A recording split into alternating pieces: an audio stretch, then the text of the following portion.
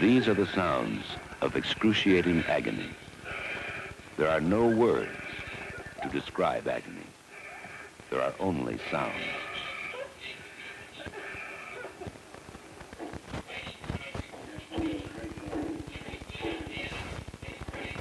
This is not a pretty motion picture. It is not supposed to be. It has only one purpose, to cause you to take time to think whenever you set foot in any powered vehicle. As a passenger, you can preserve your own life. As the driver, you have the obligation of protecting your own life and the lives of many others. Every mile, every hour, every minute, every second.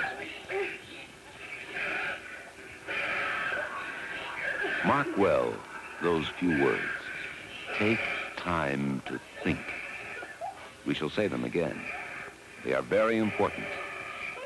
But there is one word we have not said that is most important of all. That word is you. You must take time to think. It may save your own life. It can save the lives of others. You are responsible for all of your actions and reactions whenever you're driving.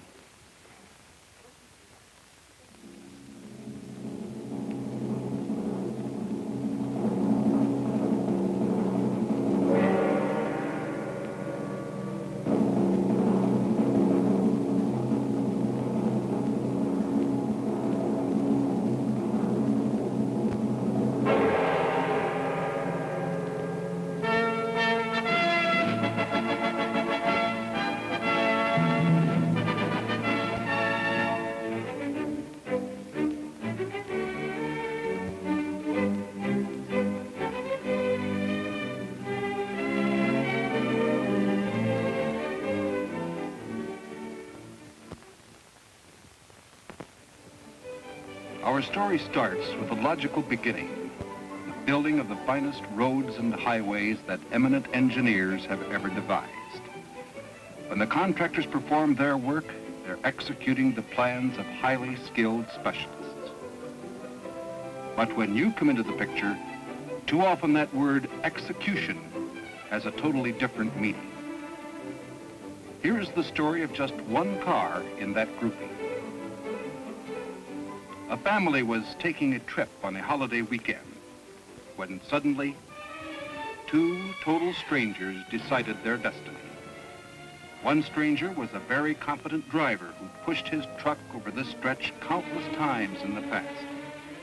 It was foggy that morning and he was behind time. The other stranger was death. He visited both vehicles. The first victim was the driver who had violated a basic principle, driving too fast for conditions. The other victims were the parents. No, this is not a dream, not a nightmare. This is real, and it's true. Their parents are with them no longer. The children were the sole survivors of this mechanized death. Mechanized death never takes a holiday. When you take time to think, when you choose to live a little longer, you may also help another live his life to the full. The minds of men work in many wondrous ways. They devise many beautiful products for pleasure, for travel, for use, and abuse. Ohio State Highway Patrolman put the story together after the tragedy. Speed was an uncontrollable mania with this driver. He had been traveling over 100 miles an hour when he lost control of his hot little red convertible. Desperately, he had jammed on the brakes, skidded 111 feet across the center strip into oncoming traffic eastbound. Banking off the south berm, he shot back 75 feet into his own lane and into the north ditch. Then, back across the other lane, he continued to skid once again for another 94 feet, where he hit a huge boulder. The rock took over the driver's seat for the last 34 feet, where the wreckage came to rest against a telephone pole.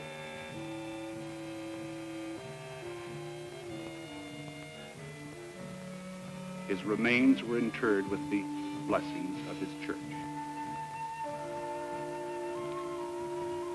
Speed alone need not spell tragedy.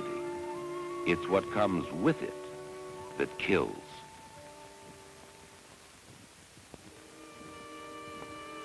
On expressways, you get all kinds of drivers. This boy thought he was pretty sharp. It seems, however, he had too flippant an attitude. At top speed, he had passed, he thought, another car. But he cut back into the proper lane a little too soon, clipping the car he was passing. He lost control.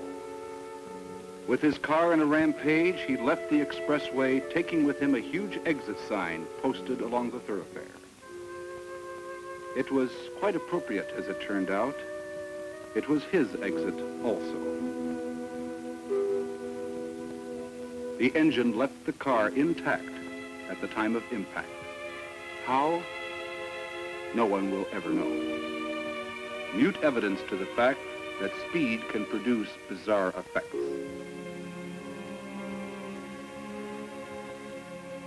Death is forever. Take time to think.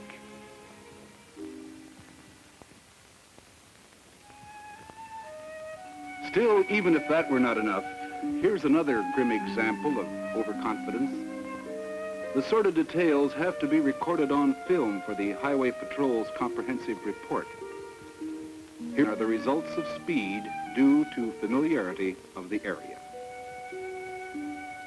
In a 35-mile-an-hour zone on a two-lane highway, a young man with his date had been driving way too fast for conditions. Sure, he knew the area real well, but not that well. He simply missed a curve. He went off the road, and the car rolled over several times. The gruesome details are now laid out for review. The girl was critically injured, but remains alive. The boy never had a chance to be remorseful about her, or himself, or the one curve he had forgotten about. There's an old popular saying, familiarity breeds contempt. Can this be applied here? Speed is a relative matter. It's what comes with it that kills.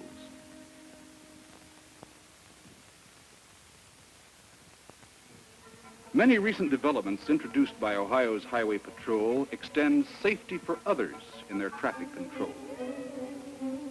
Hovering helicopters can now pinpoint any single traffic violator, match his speed, and measure his speed up or slow down. Painted lines, each quarter of a mile with the vehicle's speed checked by stopwatch, leave small possibility for differences of opinion or variations in speedometers. There just isn't any doubt. No one can argue with the constant relationship of time and distance. Have a white top, black bottom Cadillac, 90 miles per hour. Air-to-ground communications pass the information instantly to others charged with the responsibility of the greatest good for the greatest number. Tough, Buster, you had it. And all voiced communications on this matter can be monitored and tape recorded. Precisely the same as were your own words, making your own excuses.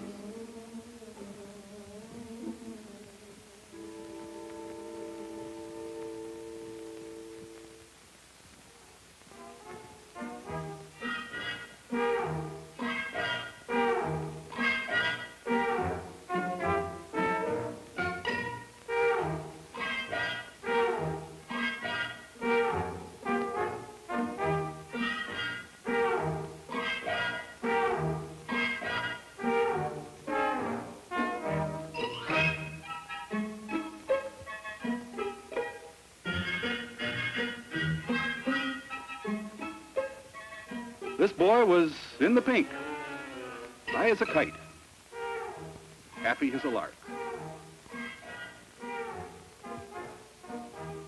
He said it was social drinking, just a couple of beers with the boys. Later, he proved it to be otherwise by his own admission.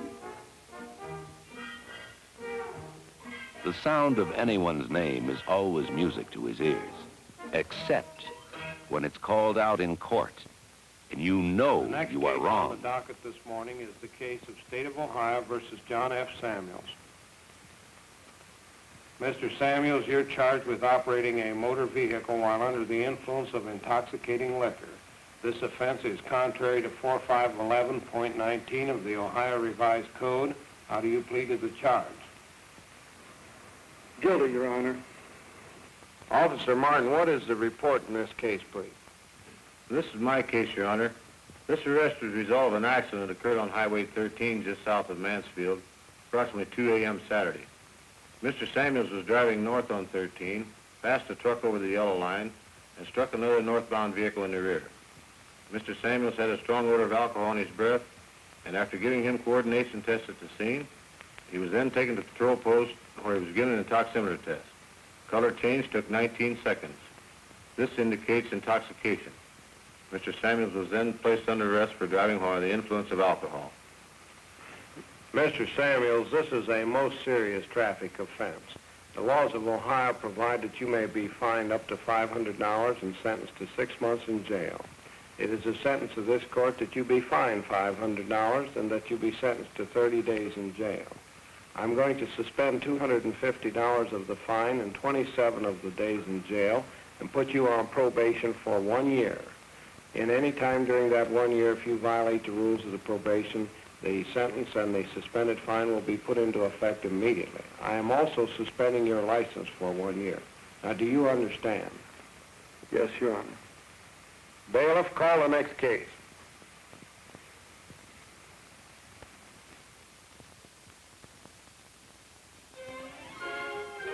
The history in this case is a combination of criminal irresponsibility and innocent death, if death's visitations can ever be called innocent. In broad daylight, a woman was on her way to visit friends. She'd been driving legally. But the other driver had swerved out to speed past another car making a left turn. The head-on collision killed the innocent driver instantly.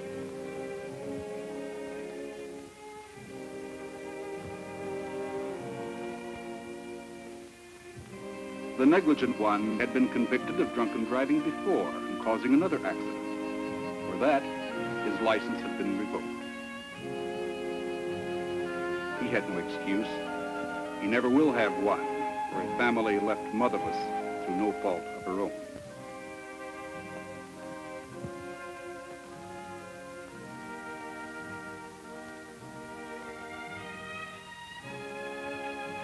Speed is a relative matter. It's what comes with it that kills. How will your relatives feel about it if you speed and kill? How will you feel? Take time to think.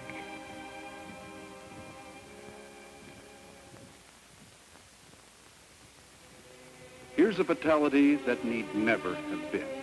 A relatively slight accident. That life might well have been saved by a safety belt. Damage to the car is mute evidence of the fact that she might have lived had she remained within it. A mere web of fabric could have preserved the fiber of life. The means has been available for a good many years. Go back in your mind to the fine things that men make and the transport that is vital to putting these structures into place. Occasionally, the equipment that is used for constructive purposes is put into situations of a destructive nature. A gravel truck with a worn tire was the cause of all this destruction. 5 people dead. 2 hanging on to life by the most fragile of threads. The driver of the gravel truck, hospitalized, is in deep coma most of the time. His occasional moments of semi-consciousness are filled with agonizing screams. I can't hold it. My tire blew. I can't hold it. All in the station wagon are dead. The driver of the other car says he saw the left front tire blow out as the truck crossed the center line before he hit head-on. No chance to get out of the way, are his comments. There just wasn't time. There had been time to examine that tire. There had been time to change it. There had been time to think. No cost for equipment can ever equal the worth of one life.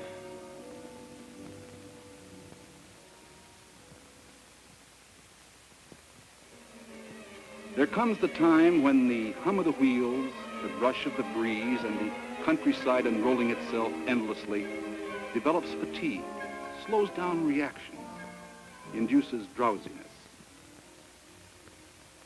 It was summertime. It was foggy.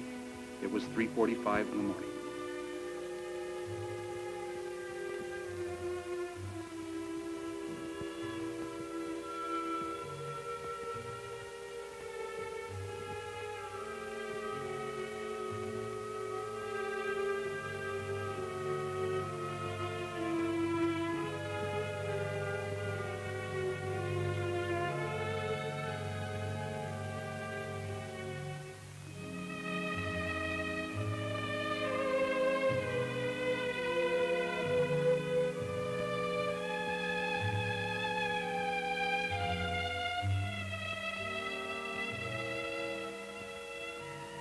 Time, space, and speed become one to the tired mind. The tragic effect of the tired mind has been proven yet one more time with what were once two over-the-road haulers. One was loaded with furniture. The other had carried electrical goods. The night, the drive, the hum of the wheels had combined to develop the tired mind, less than total alertness for the following truck driver. He saw the lead truck too late. The lead driver was not even scratched. The driver following was seriously injured. His buddy in the sleeper cab never knew what happened. Fatigue can be fatal. Mechanized death.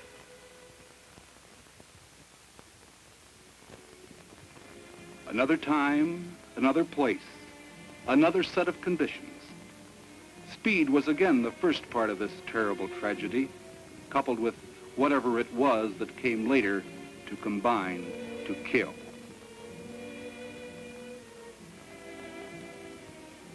After the bodies were removed, a bottle wedged between the door and the frame caught the officer's eye. He thought it might be an infant's bottle. He looked for the owner.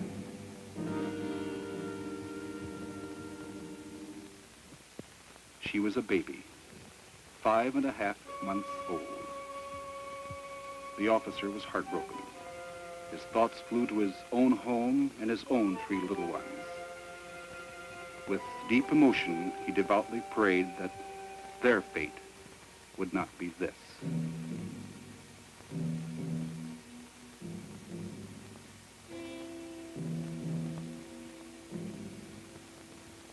Take time to think. Eternal life is not now.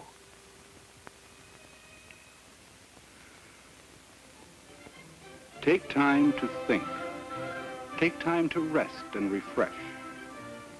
One good rule of the road, known to be safe, sure, and sound for long-distance driving, is to take 10 out of 2.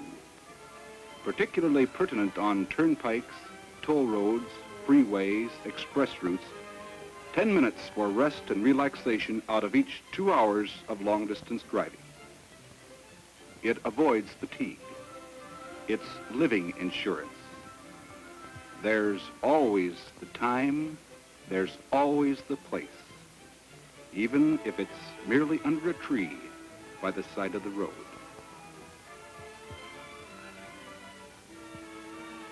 Take 10 out of 2. Take time to think.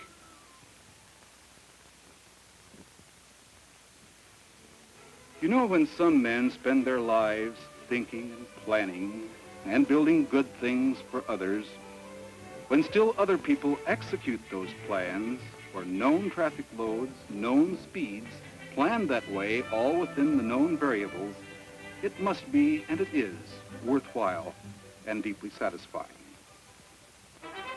But when others abuse those facilities, change the meaning of the word execute to death and destruction, heartache and hurt, must cause good men to lose faith in their fellow beings. This story is not complete 3 months after it happened. An Ohio family elected to move from Cleveland to California. They were pulling a second car on a trailer hitch at 55 miles an hour. The tow bar broke. One chain to the following car pulled at a corner, and the car being towed caused the lead car to go out of control. The mother of the family, who was driving, lost control, and both cars and the family rolled over several times on the median strip. The people were thrown out of the moving vehicles. The son's body was found by the side of the road. He was 14. The family will miss him in their new life, whenever and wherever they are able to resume it.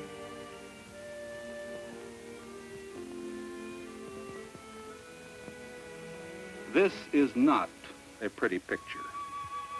It's not supposed to be. It has only one purpose, to cause you to take time to think. And the big word is you.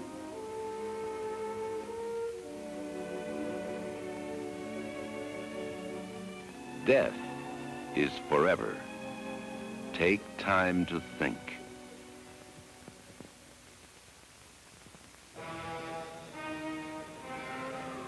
There were 6 men in this car. Some of them thought they could mix alcohol and gasoline. One of them knew better. His forethought and his remembrance helped the highway patrolman to reconstruct the story. Here it is, very simply. They had been drinking. Because one of the passengers took time to think of himself, he took command of the engine and turned off the switch. The driver, offended, invited him out of the car, an invitation the passenger was happy to accept. Because of that caution, the facts are irrefutable. Those remaining in the vehicle took off at high speed, hit a concrete bridge railing 1.5 feet thick, sliced through it and traveled a further 4 feet to be stopped by a tree. There were 2 other survivors, one of the 5 remaining passengers and the driver. The driver is now charged with 3 counts of manslaughter, 1 for each of his former close friends. The other friend, the former passenger, will testify against him.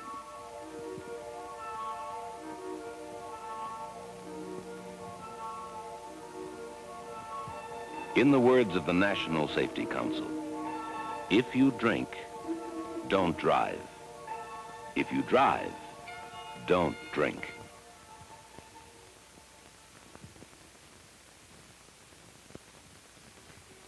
You have been watching the work of the Ohio State Highway Patrol. The pictures have not been pleasant. And yet, they have portrayed the doleful duty of these dedicated officers, men who devote their lives to helping you stay alive. You've not met these men personally. You have not learned how they feel about this mechanized death. This is that opportunity. Patrol car number 230, piloted by Patrolman J.C. Whiting. Patrolman Whiting, will you grant us a moment for one very serious question? If I can be of help, I'm glad to. This senseless slaughter that you dedicated gentlemen have to face all too frequently, what does it do to you? How do you feel about it? Well, if you could ride with us for 1 week, or maybe even just 1 day, I know that you would feel much the same as I do. Here in the state of Ohio, despite what you have just seen, we have a pretty good record. We average 1 Signal 30 call, death on the highway, every 6 hours. But across the nation, the average is 1 every 14 minutes. There is no need for it. It's senseless. It's mechanized death. You cause it. We try and prevent it. The only person that can do anything about it are you, the drivers. And you as a driver have two obligations: to drive so that you protect your own life. When you do that, you will be protecting and safeguarding the lives of other users of the highway. Every mile, every second, every minute of every hour. There is never any need for mechanized death. Now there you go, I just passed you about that. Okay. God help me, please. No, I need help now. It's all right. There are no words to express agony. There are only I sounds, can't stand it now. agonized Help me. sounds, remorsed regrets, All right. pleas for another chance. So God help think me. I can't before stand it, you God help act. me. For your family, for all others on our highways, indeed, for yourself. God help me, I can't stand Take it. time to think. God, I can't stand it. There is never any need for mechanized death.